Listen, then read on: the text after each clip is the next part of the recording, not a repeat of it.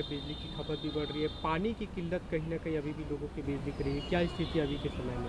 देखिए, अभी जो मुझे वज़ीराबाद पौंड के लेवल्स पता चले हैं वो अभी भी 668 फीट के करीब है, जो 674.5 फीट होना चाहिए। तो यमुना में जो है कम पानी हरियाणा की तरफ से छोड़ा जा रहा है, और अब तो हरियाणा सरकार ने मान भी लिया है कि जो है उनकी तरफ से पानी कम छोड़ा जा रहा है। तो हमसे उनसे यही हमारा अनुरोध रहेगा कि उस पानी को वो छोड़ें, ताकि जो है दिल्ली के अंदर ही जो पानी की कमी है इसको दूर कर सकें। ये अभी आप लोग क्या आपके अधिकारी गए थे तो कुछ वहाँ पे संतोषजनक कुछ जवाब आया है? देखिए, अधिकारियों की तरफ से तो कोई दिक्कत नहीं है। पॉलिटिकल लीडरशिप को जो है, हरियाणा की पॉलिटिकल लीडरशिप जो है, मिस्टर खट्टर जो हैं, वो अगर उनको इंडिकेशन देंगे तो वो पानी छोड़ेंगे यमुना में। जी। दूसरा मुद्दा कर दी गई है कल से, यानी कल से वो इफेक्ट में आ जाएगा 22 मई से, और उसके लिए एक स्पेशल ऑफिसर की नियुक्ति केंद्र सरकार की तरफ से की गई है। और ये वो ऑफिसर है जिनकी जब दिल्ली सरकार में जब हुआ करते थे तब दिल्ली सरकार से काफ़ी अनबन रही, वो चाहे PWD विभाग में रहे या विजिलेंस में रहे हो, प्रिविलेज कमेटी तक के पास वो मामला गया था। आप कमेटी को हेड कर रहे थे उस समय। देखिए, मुझे पहली बात तो मेरी तरफ से ज्ञानेश भारती जी और अश्विनी कुमार दोनों को ही जो है बहुत बहुत शुभकामनाएं। मगर ये बात सच है कि अश्विनी कुमार जब प्रिंसिपल सेक्रेटरी PWD थे, तब पिटिशंस कमेटी ने उनको जल भराव की समस्या के लिए बुलाया था। जैसा कि अब आप देखो, मानसून आएगा, जल भराव होगा, और क्योंकि कोर्ट ने इनको एक नोडल ऑफिसर बना रखा था कि ये MCD, PWD, फ्लड और जल बोर्ड सबके नोडल अफसर थे कि इन एजेंसियों के द्वारा काम किया जाए, डिसिल्टिंग की जाए, नालों की सफाई की जाए, ताकि जल भराव ना हो। और इन्होंने कमेटी के अंदर जो तथ्य रखे थे उसके अंदर इन्होंने कहा था कि अधिकतर नालों की सफाई हो चुकी है। और जब कमेटी खुद जो है ग्राउंड पे पहुंची और इनको भी लेके गए, अश्विनी जी साथ थे, तो वीडियो रिकॉर्डिंग की गई कि ऐसे दर्जनों नाले जो है, जो हमने चेक किए, उनके अंदर अड़ोस पड़ोस के लोगों ने बताया कि कभी डिसिल्टिंग हुई नहीं थी। तो हमने सरकार को सिफारिश की कि इसकी विजिलेंस जांच होनी चाहिए कि करोड़ों रुपए के टेंडर दिए गए, मगर डिसिल्टिंग, जो नालों की सफाई के जो टेंडर दिए गए, वो ठेकेदारों को करोड़ों रुपए तो मिल गया, मगर नालों की सफाई नहीं हुई। तो इसकी एक विजिलेंस जांच होनी चाहिए। और हमने बहुत एक सैद्धांतिक बात कही कि जिनकी जांच होगी PWD विभाग की, उसी के जो प्रिंसिपल सेक्रेटरी हैं अश्विनी कुमार, वही विजिलेंस के भी जो है हेड हैं। तो ये कॉन्फ्लिक्ट ऑफ इंटरेस्ट है कि आप PWD और विजिलेंस दोनों नहीं कर सकते, फिर आप एक करेंगे। उसको लेके थोड़ा सा ये रहा, बट मुझे लगता है कि वो डिपार्टमेंट्स के साथ जो है कमेटीज़ का इस तरीके का रिश्ता है, क्योंकि कमेटीज़ जो है डिपार्टमेंट्स की जवाबदेही तय करती हैं। तो अक्सर जो अफसर जहाँ पे आते हैं उनके सवाल जवाब जो है कमेटी को करना चाहिए। मगर हमारी तरफ से अब जो है अश्विनी जी को जो है आगे के लिए शुभकामनाएं हैं। वो मामला आज भी है, जो आप बता रहे मामला आज भी, मैं जिस तरह से खींचातान हुई थी, अब क्योंकि उन्हीं को पूरी MCD को हेड करना है और दिल्ली सरकार के साथ समन्वय जरूरी है। जी जी तो जी। लगता है कहीं ना कहीं इफेक्ट हो सकता है समन्वय में गड़बड़ी। नहीं, मुझे लगता है कि हमारे यहाँ तो जो अफसर सीट पे बैठा है उस अफसर से सवाल जवाब किए जाते हैं। इनके ऊपर मुझे याद है कि शायद एक प्रिविलेज का मामला भी था जो अभी पेंडिंग है दिल्ली विधानसभा के अंदर, मगर क्योंकि ये उस वक्त जो है ट्रांसफ़र हो गए थे दिल्ली के बाहर, तो हमने इनको कभी बुलाया नहीं, क्योंकि हमारा मकसद ऐसा नहीं था कि किसी को पर्सनली जो है हम लोग टारगेट करते हैं। वो प्रिविलेज का मामला आज भी पेंडिंग है।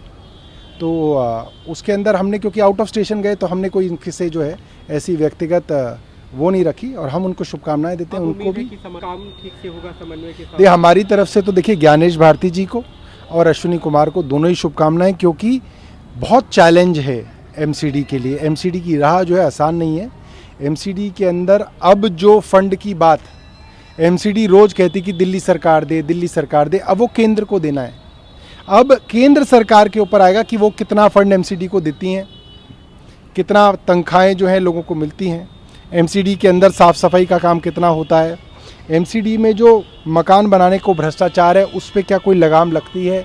ये सारी चीज़ें जो है अब लोग जो है केंद्र सरकार का आकलन करेंगे कि वो MCD किस तरह चला रहे हैं। जी जी। एक दूसरा मुद्दा जो भी एक अलग पुल बना रहा है, उस पर जो भारतीय विदेश मंत्रालय की तरफ से जवाब आया एक्सटर्नल अफेयर्स की तरफ से कि वहाँ पे जो इलीगल ऑक्यूपेशन है वो 1960 से ही है। देखिए, ये बहुत ज़्यादा दुख की बात है कि जो जानकारी सरकार को अपने देशवासियों को देनी चाहिए वो जानकारी सरकार छुपा रही है।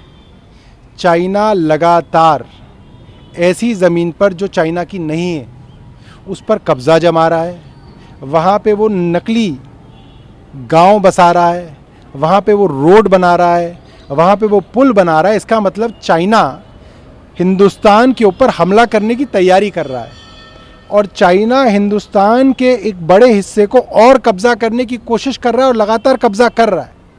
और भारतीय केंद्र सरकार जो है सिर्फ अपनी झूठी वाहवाही के लिए, अपनी झूठी शान के लिए इस बात को बताना तक नहीं चाहती देश को कि ये सब हो रहा है, बल्कि लोगों को इससे छुपाया जा रहा है कि ऐसा कुछ नहीं हो रहा। ये सरकार तो कुछ सालों बाद चली जाएगी, मगर हज़ारों वर्ग मीटर ज़मीन जो चाइना कब्ज़ा कर रहा है, रोज़ लगातार जो है कब्ज़ा कर रहा है, वो कैसे वापस आएगी। इसी से जुड़ा कुछ केंद्रीय जो रक्षा मंत्री से उन बयान आया, खासकर उन्होंने चाइना और इंडिया के फेस ऑफ का जिक्र किया और कहा कि अगर उसकी सच्चाई देश के सामने हम रख दें तो हर भारतीय का सीना गर्व से चौड़ा हो जाएगा। देखिए, मुझे ऐसा लगता है कि केंद्र सरकार ने अपने डर के कारण भारतीय सेना को अपना पराक्रम नहीं दिखाने दिया। ये केंद्र सरकार की नाकामी थी और इन लोगों का डर था, जिस कारण आज चीन जो है हिंदुस्तान को आंखें दिखा रहा है। इस वक्त तक तो हमें इस मामले को अंतर्राष्ट्रीय फोरम तक ले जाना चाहिए था कि चीन ने हिमाकत कैसे की। और हम क्या कर रहे हैं, हम 30,000 रेलवे की पहियों का जो कॉन्ट्रैक्ट है वो चीनी कंपनी को दे रहे हैं। वंदे मातरम एक्सप्रेस के पहिए जो हैं वो चीन की कंपनी बनाएगी, केंद्र सरकार ये तोहफा दे रही है। तो ये जो है ये बात साफ आती है कि क्योंकि केंद्र सरकार के करीबी जो उद्योगपति हैं उनकी अरबों रुपए की इन्वेस्टमेंट जो है चीन के साथ है, इसलिए चीन जो के साथ जो है ये किसी भी तरीके की कन्फ्रंटेशन नहीं चाहते हैं।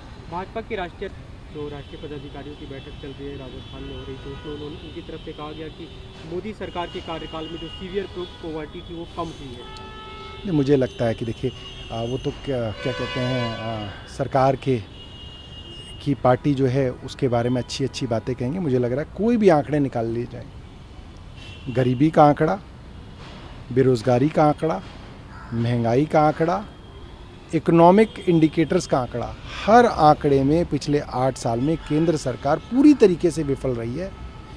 इन्होंने इस तरीके के कीर्तिमान, और वो साफ सामने है। डॉलर की कीमत रुपए के मुकाबले देख लीजिए, पेट्रोल की कीमत देख लीजिए, आटे दाल चावल की कीमत देख लीजिए और बेरोज़गारी की कीमत देख लीजिए, और फिर आप कहें कि गरीबी कम हो गई, ये कैसे संभव है। एक दूसरा मुद्दा है जो केंद्रीय मंत्री अभी दिल्ली में अरविंद केजरीवाल से मिलने का उनका कार्यक्रम है। आपको लगता है कि कहीं ना कहीं कांग्रेस की जो अभी स्थिति है और बीजेपी की जो स्थिति है उसको देखते हुए कोई थर्ड फ्रंट की देखिए, लोगों को ऐसा लगता है कि गैर कांग्रेसी दल जो हैं वो भाजपा को चैलेंज भी दे सकते हैं और हरा भी सकते हैं। ऊपर से अरविंद केजरीवाल जी ने कहा है कि दूसरे राज्य अगर एक दूसरे से कुछ अच्छी चीज़ें सीख सकते हैं तो वो करना चाहिए। पंजाब दिल्ली से सीख रहा है, हम पंजाब से सीख रहे हैं, हम कोई बात आंध्र को बता सकें, तेलंगाना के कोई लोग हमसे कुछ सीख सकें, ये तो बड़ी अच्छी चीज़ है और ये होना चाहिए। राहुल गांधी ने कहा है कि अभी देश अच्छी स्थिति में नहीं है, भारतीय जनता पार्टी देश भर में किरोसिन का छिड़काव कर रही है, देश की स्थिति कहीं ना कहीं भयानक होती जा रही है। देखिए, देश के अंदर जो युवा कभी अपनी नौकरियों के बारे में सोचता था, आज वो युवा जो है दर दर भटक रहा है। उसके घर में भुखमरी है, महंगाई है, और जिस तरह से सोशल मीडिया के ऊपर जहर का प्रचार भारतीय जनता पार्टी कर रही है, उससे देश के अंदर माहौल जो है पिछले 8 सालों में बहुत ख़राब हुआ है।